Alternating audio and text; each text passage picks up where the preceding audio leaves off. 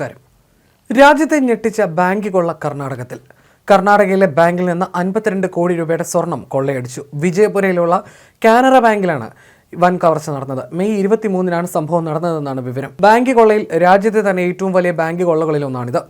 വിജയപുരയിലെ മനഗുളിയിലുള്ള Canara bank ശാഖയിലാണ് വൻ മോഷണം നടന്നത്. 3 പേർ ചേർന്നാണ് ബാങ്കിൽ നിന്ന് 52 കിലോഗ്രാം സ്വർണം കടത്തിയത്. മെയ് 23-ന് വൈകിട്ട് 6 മണിക്കും 26-ന് രാവിലെ 11:30-നും ഇടയിലാണ് മോഷണം നടന്നതെന്ന് വിജയപുര പോലീസ് സൂപ്രണ്ട് ലക്ഷ്മൺ നിംബാർഗി പറഞ്ഞു. പ്രതികളെ പിടികൂടാൻ 8 സംഘങ്ങളെ രൂപീകരിച്ചിട്ടുണ്ട്. മോഷണത്തിൽ 8ഓളം പേർ പങ്കാളികളാണെന്നാണ് സംശയിക്കുന്നതെന്നും അദ്ദേഹം വ്യക്തമാക്കി. മോഷണം വളരെ ആസൂത്രിതമായാണ് നടത്തിയതെന്ന് വിജയപുര പോലീസ് വ്യക്തമാക്കി. 2-ാം ശനിയും ഞായറാഴ്ചയും ഒരുമിച്ച് വരാൻ കാത്തിരിക്കുകയായിരുന്നു മോഷ്ടാക്കൾ. കള്ളത്താക്കോൽ ഉപയോഗിച്ച് ബാങ്കിനകത്ത് കടന്ന മോഷ്ടാക്കൾ അലാറവും CCTV ക്യാമറകളും പ്രവർത്തനരഹിതമാക്കി. നെറ്റ്വർക്ക് വീഡിയോ റെക്കോർഡറും അപഹരിച്ചു. ബാങ്ക് ലോക്കറുകൾ മാത്രമാണ് ഇവർ ലക്ഷ്യം വെച്ചത്. കൊള്ളയ്ക്ക് ശേഷം ഒരു കറുത്ത പാവയും മോഷ്ടാക്കൾ ഉപേക്ഷിച്ചു. എന്തോ ആചാരക്രിയകൾ അനുഷ്ഠിച്ചതിന്റെ സൂചനയാണിതെന്നും പോലീസ് പറഞ്ഞു.